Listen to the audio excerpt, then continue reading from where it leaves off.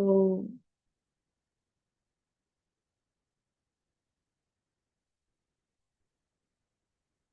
हम आज 22nd verse of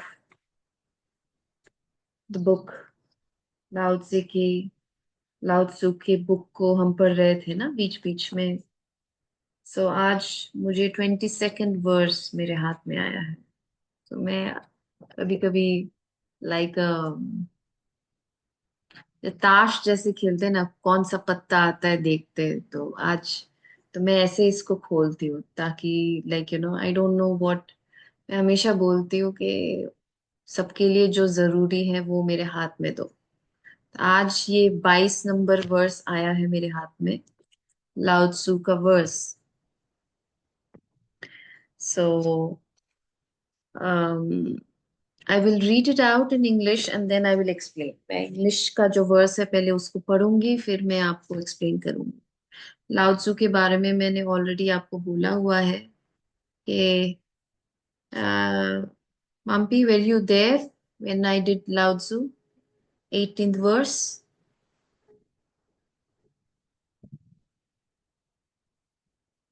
I don't know whether she's there or not.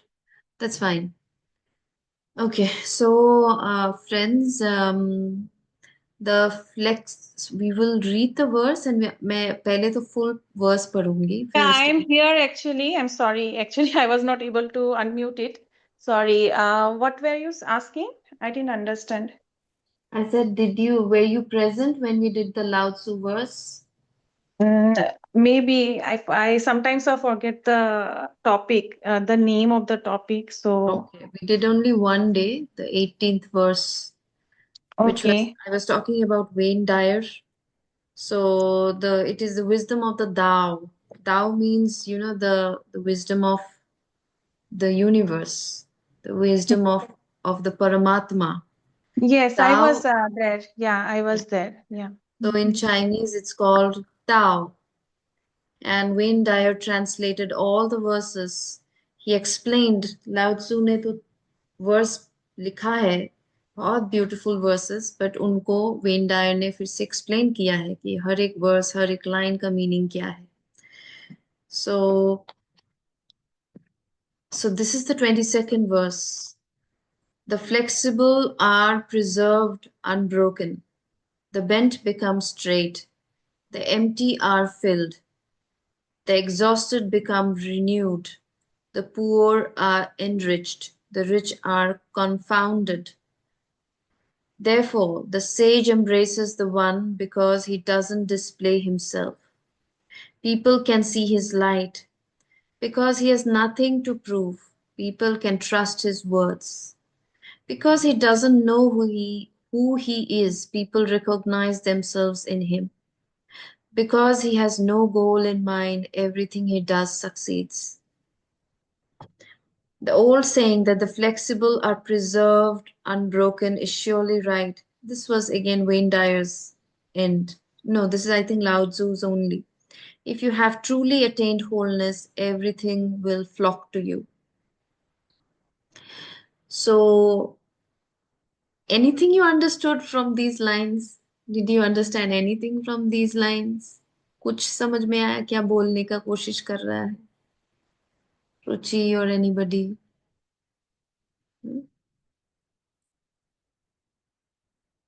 हाँ ना, क्या? Okay. Nah, nah, it's better if you explain. या The flexible are preserved unbroken. The bent become straight. Okay. So इस ये दो line में पहले explain करती हूँ। ओके। तो we have always heard right के palm tree, like the strongest of the trees, the strongest of the trees can just break in one moment if a huge gale storm, if a huge storm, comes. हम्म। लेकिन क्या होता है, like एक एक मेरा लेकिन हिंदी में बात करना, just just bear with me. कि बड़े से बड़ा पेड़ भी टूट सकता है एक बड़े से स्टॉर्म से। ओके, लेकिन आपने पाम ट्री को देखा है, वो जो नारियल का पेड़ होता है, या फिर वो ताल का पेड़ होता है, It's वो, very tall. या It's it's very very, tall. It's extremely tall. And ये सारे एक्चुअली बीच में रहते हैं, बीच मीन्स सी के पास रहते हैं बहुत सारे ऐसे ट्रीज, आपने देखा होगा right, palm trees, coconut trees. And sea has an its own way of having storms. Sea के पास रहो तो कुछ दिन बाद बाद भयंकर स्टॉर्म्स होंगे ही होंगे। हाँ, लेकिन ये स्टॉर्म्स आपने देखा है, वो लोग ऐसा हो जाते हैं कभी कभी एकदम नीचे तक बेंड हो जाते हैं, एकदम नीचे, ऑलमोस्ट नीचे उस लैंड को टच कर रहे हैं, फिर ऐसे उठ जाते हैं। Okay, what is the reason behind that? Here that is what Lao Tzu बोल रहे हैं, इट्स 2.5 मिलियन, वो 250 साल पहले का वो बहुत enlighten master from China. His verse says के वैसा बनो, फ्लेक्सिबल होना बनो। जब हम फ्लेक्सिबल बन जाएंगे ना, तो जीवन में हर हर स्टॉर्म, हर उसको क्या बोलते, स्टॉर्म को हिंदी में क्या बोलते हैं, हर उसको क्या बोलते हैं? Does anybody know what is storm called in तूफान. हिंदी? हाँ, तूफान तूफान, बोलते हैं. हाँ। हर तूफान से हम बच सकते हैं।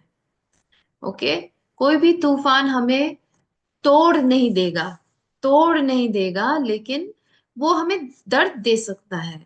It can give us pain. हाँ, पेन दे सकता है, but there will be a certain kind of peaceness that this shall also pass, let me flow. अगर हम बोलते हैं तूफान के टाइम में, बोलते हैं, नहीं नहीं नहीं, मैं तूफान के साथ नहीं बहूंगी, मैं रहूंगी ऐसे स्ट्रेट, मुझे तो रिजिड ही रहना है, मैं नहीं हिलूंगी अपनी जगह से। और या फिर हम रेजिस्टेंस क्रिएट करते हैं ना, जब भी हमारे जीवन में तूफान आता है, हमारे जीवन में बहुत तरीके के तूफान आते हैं ना, छोटे बड़े सब कुछ, और मैं बोलती हूँ कि नहीं, ऐसे ही होना चाहिए, मुझे ऐसा क्यों नहीं है, ऐसा ही होना चाहिए, तब देखना हम ज्यादा दर्द में होते हैं, हम ज्यादा पेन में होते हैं। फैमिली में भी कितने सारे झगड़े होते हैं एंड एवरीथिंग। अगर हम डिसाइड करते कि मैं ही सही हूं और सारे गलत हैं और ऐसा ही होना चाहिए, क्यों ऐसा क्यों नहीं हो रहा है, तो हम इसीलिए हम टूट जाते हैं, हम डिप्रेशन में आ जाते हैं।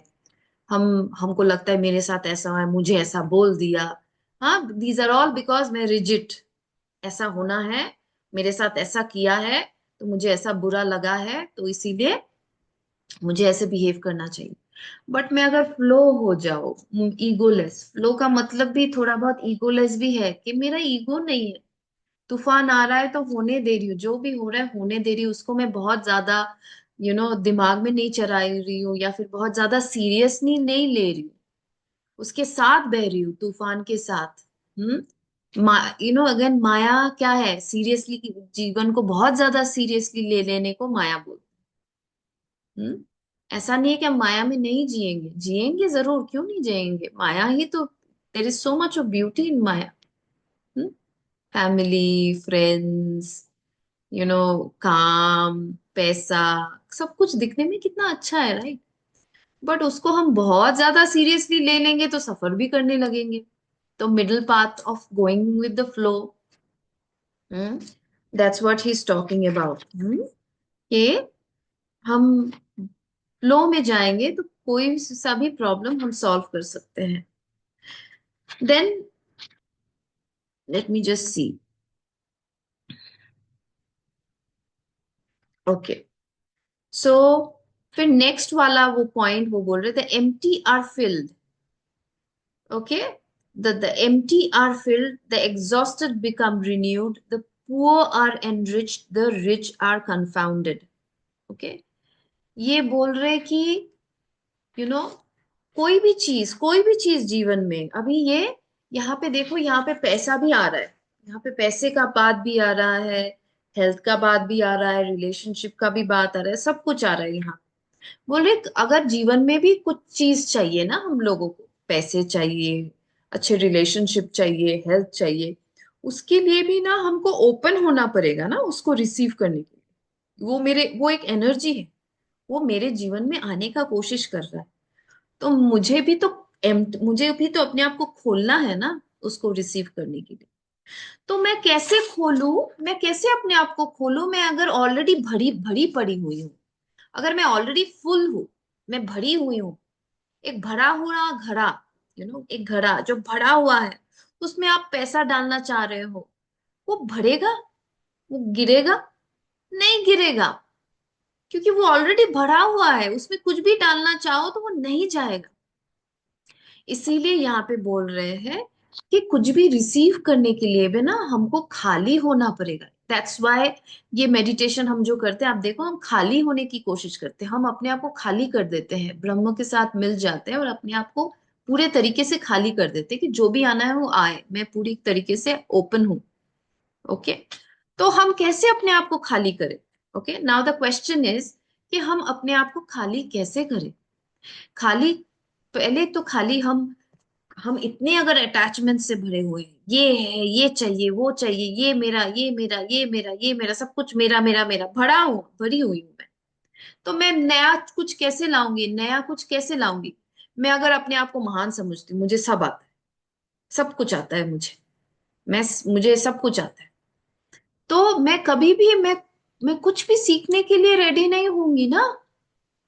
हाँ, अगर मैं अपने आप को बिलीफ मैं और कभी कभी ना हमको लगता है कि हम मेडिटेशन, हम स्पिरिचुअल साइंस क्यों सीख रहे हैं? ताकि हम अपने आप को खोले, हमारे दिमाग को खोले, पुराने विचार जो हमें लग रहा था यही सही है, ये this is how I should talk to my close people, this is how I should behave, this is how life is, ऐसा ही है and everything, this are belief system friends. Belief system means मैंने ये सोच बना लिया है।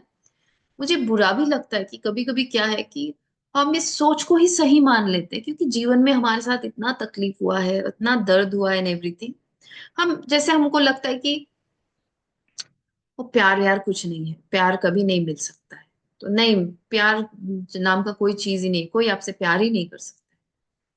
तो बिकॉज आपके बचपन से आपको प्यार नहीं मिला, या फिर हमेशा लेन देन का प्यार था, तो आपको हमेशा लगता है कि प्यार मिल ही नहीं सकता है, राइट? और आपने उसको सच मान लिया है कि कभी प्यार नहीं मिल सकता, हस्बैंड से भी नहीं, बच्चे से भी नहीं, पार्टनर से भी नहीं, सास से नहीं, माँ से नहीं, बाप से नहीं, किसी से नहीं, सब लोग माया है। फिर हम क्या बोलते हैं, जब भी दर्द में पड़ जाते हैं तो हम बोलते हैं माया है, माया है। माया को एस्केप रूट नहीं बनाना है, हमको सब पता है कि माया है, फिर भी माया में रहना है ना। हमको प्यार करना सीखना है, देना भी है, लेना भी है, दोनों ही सीखना है। लेकिन बिलीफ सिस्टम डर के मारे हम ऐसा बना दिया है, हमने ऐसा बना दिया है कि ताकि मुझे कभी और दर्द ना मिले, तो मैंने अपना डोर, अपना हार्ट मैंने शट कर दिया। तो फिर मैं क्या बोल रही हूँ कि अरे जीवन में कभी प्यार नहीं मिलता है, अरे प्यार नहीं, मैंने खोला ही नहीं है मेरा दिल पूरे तरीके से, तो प्यार आएगा कैसे, घुसेगा कैसे?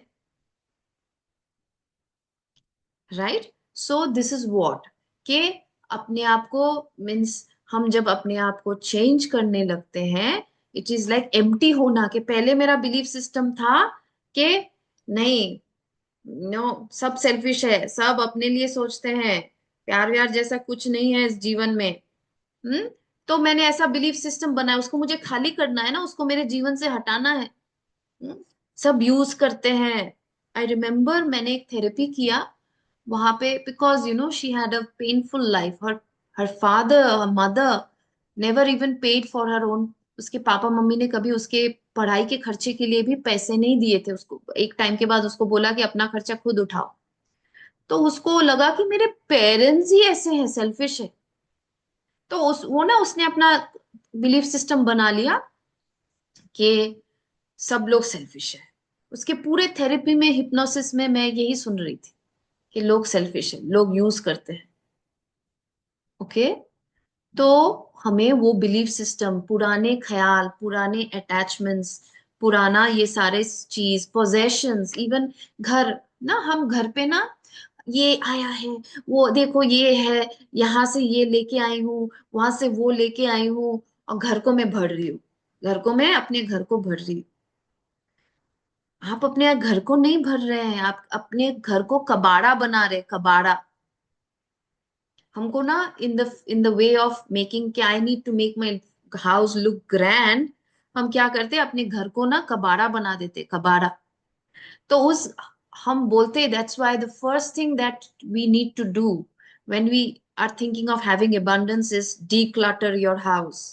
क्लीन अप जो भी नहीं चाहिए घर पे, फालतू का पड़ा हुआ है, एक शोपीस, शोपीस कुछ काम का नहीं है लेकिन फेंकने का भी मन नहीं करता, किसी ने तो गिफ्ट दिया था बोल के, इतना अटैचमेंट सोचो, एक शोपीस को ही नहीं फेंक सक रहे हैं। तो अपने अपने जब त्याग करने का टाइम आएगा अपने बच्चे का, अपने फैमिली का एंड एवरीथिंग का, to some extent, so that I can move towards enlightenment, वो तो हो ही नहीं पाएगा। हम अपने शोपीस को ही त्याग नहीं कर सकते, किसी ने दिया करके 10-15 साल का शोपीस घर पे बैठा हुआ है, गिफ्ट कर दो किसी गरीब को यार, काम में आएगा। सो हम खाली नहीं करेंगे तो फिर हम सोचते कि घर में पैसा क्यों नहीं आ रहा है, चीजें क्यों नहीं आ रहा है, हम घर पे कबाड़ा भर के रखते हैं, यू नो। वो जो बोलते हैं लेडर्स टू कुक, कुछ लेडर्स सही में चाहिए, कुछ नहीं चाहिए, लेकिन हम उसको भी रख देते हैं। कभी चाहिए होगा तो रखना चाहिए ना, बर्तन, ज्यादा बर्तन होने चाहिए ना घर पे। तो ऐसे कर करके हम अपना जीवन का जो जो समृद्धि होने का जो चांस और ज्यादा, वो हम उसको बंद कर देते हैं friends. See how in so many ways when we fill ourselves so much, हम बिलीफ सिस्टम से अपने आप को फील करते हैं, पोजेशन से अपने आप को फील करते हैं, पोजेशंस मींस चीजें एक्यूमुलेट कर करके, चीजें चाहिए नहीं फिर भी उसको एक्यूमुलेट कर रहे हैं, उससे भी हमारा प्रॉब्लम होता है, हम फिर अपने आप को नए तरीके से भर नहीं पाते। ओके एंड देन, और ईगो, ईगो से भी हम अपने आप को भर देते हैं, राइट, मैं ये हूं, मैं वो हूं, मुझे कैसे बोल दिया। ओके, तो मैं अगर मैं इतनी ज्यादा ईगो से भरी हुई हूं तो मैं अपने आप में कुछ नया कुछ डाल ही नहीं पाऊंगी, क्योंकि मैं सीखने के लिए रेडी नहीं होंगी, मुझे पहले ही ईगो ही बोल देगा मुझे किसी से नहीं सीखना है, मुझे सब आता है। Okay, then, okay, the next paragraph. Therefore, the sage embraces the one because he doesn't display himself. People can see his light. Hmm? You know,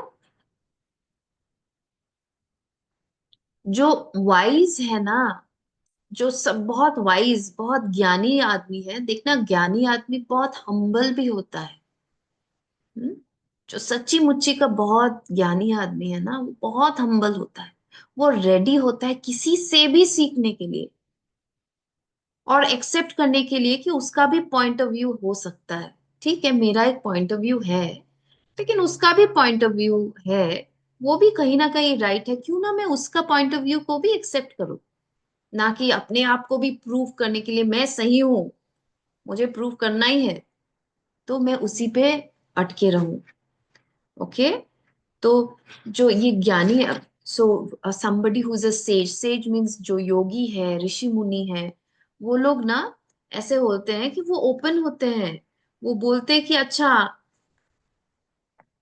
as for example वो बोलते हैं कि कोई अपना राय दे रहा है, ओके, तो वो उसको दबाने का कोशिश नहीं करेगा कि तुम्हारा गलत है, ये सुनो, ये समझने का कोशिश करो, ये वो बोलेगा कि I don't know for certain but I am willing to listen, कि मैं सुनने, मुझे पता नहीं है, मैं पूरी पूरी तरीके से सर्टेन नहीं हूँ, but I am ready to listen, कि तुम क्या बोलना चाहती हो उसको भी मैं सुनना चाहती हूँ। तो ऐसे आदमी के सामने सोचो, कोई भी बहुत बहुत सेफ फील करेगा, राइट, उसको लगेगा कि कोई उसका बात सुन रहा है, कोई वेलकम कर रहा है, उसको भी कोई वेलकम कर रहा है, उसके सोच को भी कोई वेलकम कर रहा है। तो ऐसे आदमी को ना कोई प्रूव करने का जरूरत नहीं है, ऑटोमेटिकली ऐसे आदमी के को सब कोई प्यार करने लगता है, राइट। वो डिमांड नहीं करता है कि मुझे रेस्पेक्ट दो, उसको ऑटोमेटिकली रेस्पेक्ट मिलने लगता है, कि लोगों को लगता है कि वो आइडेंटिफाई कर सकते हैं उस आदमी के साथ, क्योंकि बोलता है कि वो भी मुझे सुनता है, वो मुझे समझता है। Okay, that's what it is talking about. Hmm, yeah and ऐसे ऐसा आदमी ना कभी अपने आप को लाइमलाइट में दिखाने का कोशिश नहीं करता है, बिकॉज आई फॉरगॉट, किसी ने तो पूछा था कि एनलाइटनमेंट आपका, अगर आप एनलाइटन हो तो आप कैसे बनते हो? हम्म। आप क्या, कैसा हो जाता है आपका आपका कैसा होता है आप? You know, many people think enlightenment मतलब का मतलब ये है कि मेरे ना चारों तरफ एक गोल सा कुछ लाइट घूमेगा, और मैं लोग मुझे देखेंगे तो मैं दिखने में एकदम स्पेशल दिखूंगी, एंड ऑल दिस थिंग्स, लोग मुझे पूजेंगे एंड एवरीथिंग। बट एनलाइटनमेंट का मतलब है कि आप और भी ज्यादा, आप जो भी कर रहे हो उसको, आप eat when you eat, talk when you talk, and pick up, आप जब नॉर्मल इंसान जैसे बन जाते हो, और भी ज्यादा जब एनलाइटन होते हो ना, आप और भी ज्यादा हम्बल, नॉर्मल। आई रिमेम्बर जेक लाइट बोल के एक मास्टर है in India only, he some he is good master. मैं उसका बहुत ज्यादा सुनती नहीं हूँ, बट वो ना कभी कभी जाता है, वो पुराने अपने गुरु के पास जाता है, जिस गुरु का उस फर्स्ट उसका इनिशिएशन हुआ था, कभी वीडियो खींचता है। एंड मैंने देखा, वो बोल रहा है कि मैं अभी जा रहा हूँ अपना फर्स्ट गुरु से मिलने, जिस मेरे वो गुरु थे, and it's in south India, जहाँ पे it's a place in south India somewhere above the हिल, जहाँ पे छोटे छोटे केव्स हैं, जहाँ पे बहुत सारे पुराने ऋषि ने वहां पे ध्यान भी किया है, ध्यान करके मोक्ष भी हो गया उनका वहां पे। ऐसा भी, वो ऐसा जगह है। एंड यहाँ वहां पे उनका जो गुरु है वो अभी भी he is alive and he is there. So I was, and the way he was creating the video, I was very excited to see who his this first guru is. And when he went, and he's such a simple man, एकदम simple, कोई भीड़ नहीं है, कुछ नहीं है, अकेला वो ऐसे बैठा हुआ है। वीडियो देख लिया मैंने, गुरु को बोल बोल रहा था, और मैंने देखा वो ऐसे जस्ट एक स्लैब पे वो ऐसे बैठा हुआ है। फिर वो आया, फिर उससे बात करने लगा, फिर वो ऐसे अच्छा अच्छा ऐसे करके बात कर रहा है। फिर उसने अपने घर पे बुलाया, फिर उसको चाय बिस्किट पिलाया। कोई स्पेशलिटी नहीं है उसमें, क्योंकि जो रियल एनलाइटन आदमी है ना, वो कोई नहीं चाहता है कि वो इतना अपने आप, वो उसने अपने आप को इतना वैलिडेट कर चुका है, वो अपने आप से इतना प्यार करता है, इतना वैलिडेटेड है, अपने आप को इतना सीन फील करता है, स्पेशल फील करता है खुद से, कि उसको चाहिए ही नहीं क्राउड, कि मैं कुछ महान हूं दिखाने के लिए। बट वो देखो, Jake Light is now has become very famous, you will see, he is doing a lot of thing and everything. तो लेकिन वो गया, लेकिन उसका गुरु अकेला बैठा हुआ है एक एक छोटा सा हिल में। So this is what happens, that when a sage never looks for attention, and because it now doesn't look for attention, वो naturally आता है उसके पास attention. So ऐसा बन जाता है, that's what it is again talking about. Okay. Hmm? That's what, yeah, because he has nothing to prove, people can trust his words. क्योंकि उसको प्रूव नहीं करना है कुछ भी किसी को। कोई भी कुछ बोल रहा है, अच्छा तुम भी सही हो, अच्छा, उसको नहीं प्रूव करना है कि तुम रॉन्ग हो। ओके। इसीलिए पीपल उनको ट्रस्ट करने लगते हैं, उनके भीतर के प्यार को देखने लगते हैं। Because he doesn't know who he is, people recognise themselves in him. क्योंकि वो अपने आप आइडेंटिटी ईगोलेस हो जाता है ना। मैंने बोला है ना कि हम जितना ज्यादा एनलाइटनमेंट की तरफ पहुंचते हैं, हम ईगोलेस हो जाते हैं, अहंकार बिना अहम के हम हो जाते हैं। तो जितना हम ईगोलेस है, मैं कुछ नहीं हूं सोचते, तो मैं कुछ भी बन सकती हूँ ना। मैं अगर कुछ नहीं हूं तो मैं शुभ्रा भी बन सकती हूँ, मैं नीपा भी बन सकती हूँ, मैं बीना भाभी भी बन सकती हूँ, मैं रुचि भी बन सकती हूँ, कोई भी बन सकती हूँ। तो तो लोग भी अपने आप को उस स्टेज में देखना स्टार्ट करेंगे, क्योंकि वो ईगोलेस है, उसमें कोई ईगो नहीं है। तो वो कुछ भी बन सकता है, इसलिए लोग अपना रिफ्लेक्शन उस अपने आप को देख सकते हैं, इसलिए उसको ट्रस्ट भी कर सकते हैं। That's what it is saying. So become like that, become so flexible, become so you know egoless. And another thing is that because he has no goal in mind, everything he does succeeds. हाँ, वो बोले कि उसका ना कोई भी चीज करने का कोई मोटिव नहीं है कि मुझे ये सक्सेस चाहिए, ये गोल चाहिए इसलिए मैं करूंगा, वो ऐसे सोच के नहीं करता है। वो सिर्फ बिकॉज वो प्रोसेस को एंजॉय करता है, करना है इस मोमेंट में मुझे क्या करना है, वो सिर्फ सोचता है कि मेरा रिस्पॉन्सिबिलिटी इस मोमेंट में क्या है, अच्छा ये है तो मैं ये करूंगा। वो कर्म बोलते हैं ना, जो कृष्ण बोल रहे हैं ना, कर्म किए जाओ फल की आशा मत करो, इसका मतलब यही है कि एक्चुअली जो बहुत ज्यादा एनलाइटन आदमी है ना, मोक्ष की तरफ ऑलमोस्ट पहुंच गया है, वो आदमी हमेशा कर्म करता रहेगा, वो ना फल का आशा सोच भूल ही जाएगा। क्योंकि उसके लिए वो ये मोमेंट में उसको क्या करना है, अच्छा इस मोमेंट में इस दुखियारी आदमी को मेरी जरूरत है, तो उसको मैं कैसे एनकरेज कर सकता हूँ, बस वो उसी मोमेंट में जिएगा। वो नहीं सोचेगा कि अच्छा 10 लोगों को मैं एनकरेज करूंगा, इसके बाद ये 10 से 20 हो जाएगा, 20 से 100, 100 से 1000, 1000 से 2000, 2000 से 1 लाख, ऐसे मेरा फॉलोअर्स बढ़ेगा। वो ये सब कुछ नहीं सोचेगा, वो सिर्फ सोचेगा मुझे इस मोमेंट में मुझे क्या करना है, मैं अपना बेस्ट दूंगा। ओके। और बिकॉज वो नहीं सोचता है, वो सिर्फ दिल से प्यार से अपना हर मोमेंट का काम करता रहता है, अपने आप उसका सक्सेस हो जाता है। बिकॉज हम देखना, हम बहुत जब स्ट्रेस्ड होते हैं किसी गोल को लिए, आप एग्जाम सोचो, कोई भी चीज सोचो, अपने बच्चे का एग्जाम, खुद का एग्जाम, जॉब में प्रोजेक्ट डिलीवरी, कुछ भी सोचो, आप स्ट्रेस में काम करोगे ना, स्ट्रेस कब आता है, जब हम गोल ओरिएंटेड होते हैं, हमको ये रिजल्ट चाहिए, मुझे फर्स्ट आना है, या फिर मुझे प्रमोशन लेना है, तो या फिर मुझे सैलरी चाहिए, मुझे ये जॉब रखना ही है, नहीं तो चला जाएगा। देखना हमारा एफिशिएंसी कम हो जाता है, इजंट इट? बट जब हम ऐसे करते कि मैं एंजॉय कर रहा हूं, मैं प्रोसेस को एंजॉय कर रहा हूँ, जो होगा देखा जाएगा, तब क्या होता है, इतना एफिशिएंसी बढ़ जाता है, मोमेंट में हम इतना अच्छा करने लगते हैं। एवरी मोमेंट अगर आप अपना बेस्ट दो, तो गोल तो अपने आप सक्सेसफुल हो गया। बच्चे को पढ़ाने के चक्कर में भी, बच्चे को मुझे ये बनाना है, वो बनाना है, ये करना है, नहीं करना है, मोमेंट पे फोकस करो, एंजॉय करो प्रोसेस को, बच्चे के साथ टाइम स्पेंड करो। सिर्फ पढ़ाना नहीं, बच्चे का ऑल राउंड ग्रोथ बना दो, बच्चा अपने आप बढ़ जाएगा। Okay, so this is what it is talking about. See, in 250 साल पुराना टेक्स्ट, उसके अंदर कितना कुछ छुपा है। देखो एक आदमी लाउत्जू, वो कभी अभी उस वो फेमस हो गया, वो एक शायद एक छुपा हुआ एक जगह में बैठ बैठ के सिर्फ लिख रहा था और कुछ नहीं कर रहा था, किसी ने उसको देखा भी नहीं। लेकिन आज बिकॉज वो इतना प्योर हार्टेड था, एनलाइटन मास्टर था, उसके वर्सेस हमें एनलाइटन बना रहे हैं।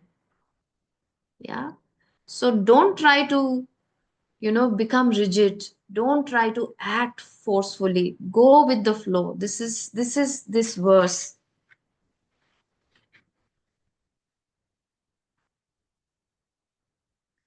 Thank you very much everybody. Okay, और यहाँ पे और एक चीज बोला है कि एक बहुत सुंदर सा चीज, बिकॉज ये हमें बहुत इफेक्ट करता है। ये वेन डायर ने हमें explain, he gave this guidance based on this. He says, be willing to adapt to whatever may come to your way by initially allowing yourself to experience that energy, much like the bending tree in hurricane force wind. सो जो भी आ रहा है, जो भी तूफान आ रहा है, उसको बी विलिंग टू अडेप्ट, उसमें अडेप्ट करने का कोशिश करो, उसको चेंज करने का कोशिश मत करो। हम्म किसी आदमी को, किसी सिचुएशन को चेंज करने के बजाय अपने आप को उस सिचुएशन में ढालने का कोशिश करो। और फिर वहां पे बोला है, व्हेन क्रिटिसिज्म कम्स लिसन, कोई अगर आपको क्रिटिसाइज कर रहा है तो सुनने की कोशिश करो। When powerful forces push you in any direction, go rather than fight, lean rather than break, and allow yourself to be free from a rigid set of rules. Hmm so जब भी कोई पावरफुल फोर्स आ रहा है, criticism आ रहा है, कुछ आ रहा है, इंस्टेड ऑफ फाइट, आप बोलो कि अच्छा ठीक है, इससे भी मैं कुछ सीख सकता हूँ, अपने आप को फ्लेक्सिबल बना दो, ईगो को हटा दो, सोचो कि अच्छा उसमें भी कुछ अच्छा छुपा होगा, इसलिए वो कुछ बोल रहा होगा, उसको क्यों ना मैं सुनूं थोड़ा, right? That's what he says. When criticism comes, listen. When powerful forces push you in any direction, bow rather than fight, lean rather than break, and allow yourself to be free from a rigid set of rules. In doing so, you will be preserved and unbroken. जब ऐसा होगा, कोई आपको criticise कर रहा है, कुछ भी आपके साथ हो रहा है, लेकिन आप बहे जा रहे हो, अडेप्ट कर रहे हो, ना कि फाइट कर रहे हो, तो आप ऐसे सिचुएशन में अनब्रोकन रहोगे, प्रिजर्व्ड रहोगे। अनब्रोकन प्रिजर्व्ड का मतलब क्या है? पहले तो हम डिप्रेशन में चले जाते हैं, एंजाइटी स्ट्रेस में चले जाते हैं ना, कोई क्रिटिसाइज करता है तो। लेकिन मैं अगर अगर ओपन हार्ट उसको एक्सेप्ट करती हूँ, अच्छा ठीक है, एक्सेप्ट करती हूँ, तुम भी जो बोल रहे हो सही हो, तो हमको तो फिर ऐसे आदमी के साथ कौन लड़ाई करेगा? कोई नहीं लड़ाई करेगा ऐसे आदमी के साथ। तुम खुद के साथ भी नहीं लड़ाई करोगे, मुझे उसने बोल दिया, कैसे बोल दिया, ऐसा क्यों है, दैट मीन्स वो आप खुद के साथ भी लड़ाई करते हो ना जब ऐसा होता है, जब हम रिजिड है, ऐसा बोल दिया, मुझे भी उसको सुनाना है एंड एवरीथिंग, आप खुद के साथ भी लड़ाई करते रहते हो। तो वो भी अगर बंद हो गया क्योंकि आपने बोला कि ठीक है, सब ठीक है, then we will not go into depression. हम एंजाइटी डिप्रेशन में जाएंगे ही नहीं, क्योंकि हम सब एक्सेप्ट कर रहे हैं, जैसा हो रहा है उसको एक्सेप्ट कर रहे हैं। Okay, thank you very much friends. Happy Ganesh Chaturthi. I think Ganesh Chaturthi will be there for another 11 days, right? Many people will be, the last is 11, yes दीदी। 11 दिन का। तो खत्म कब होता है? 6, हम्म हम्म, दीदी मैं एक सेकंड, हाँ मैं देख के बताती हूँ 27, कैलेंडर में। 27, 7th को खत्म होगा। And friends, हाँ another thing, okay? 7th is a very, very important day, 7th September, because it is lunar eclipse. India में शायद 1109 में स्टार्ट होगा, 1139 में खत्म होगा मेन वाला, बाकी आगे पीछे तो रहेगा। लूनर एक्लिप्स ऐसे टाइम है जहाँ पे हमारा एनलाइटनमेंट प्रोसेस बहुत फास्ट हो जाता है, हमारी मोक्ष प्राप्ति का प्रोसेस बहुत फास्ट हो जाता है। ओके, जीवन में बहुत झमेले हैं फ्रेंड्स, इससे तो अच्छा मोक्ष ले लो। सच्ची बात है दीदी। तो बहुत ज्यादा मेडिटेट करो इस यस कुछ दिनों में। एंड 11 दिन गणेश जी का भी ब्लेसिंग्स है हमारे साथ। देखो टिल यस दीदी। 7th एक्चुअली गणेश चतुर्थी है, और टिल 7th को ही, और बोलते हैं कि लूनर एक्लिप्स के पहले और बाद में दोनों टाइम ही ड्यूरिंग बहुत ज्यादा मेडिटेट करना चाहिए, ताकि हम एनलाइटनमेंट की तरफ पहुंचे। एनलाइटनमेंट नहीं, बहुत कुछ, हम जितना इवॉल्व होंगे ना, फाइनली व्हाट, हमारा ट्रांसफॉर्मेशन हमारे जीवन का सिर्फ मोक्ष नहीं, हमारे जीवन के रिलेशनशिप्स को चेंज करते हैं, हमारा हेल्थ चेंज करता है, हमारा वेल्थ चेंज करता है, कुछ भी चेंज हो सकता है। और एनलाइटनमेंट का मतलब ना, हम कभी कभी सोचते कि मर जाएंगे, बस मोक्ष का मतलब है मर जाएंगे।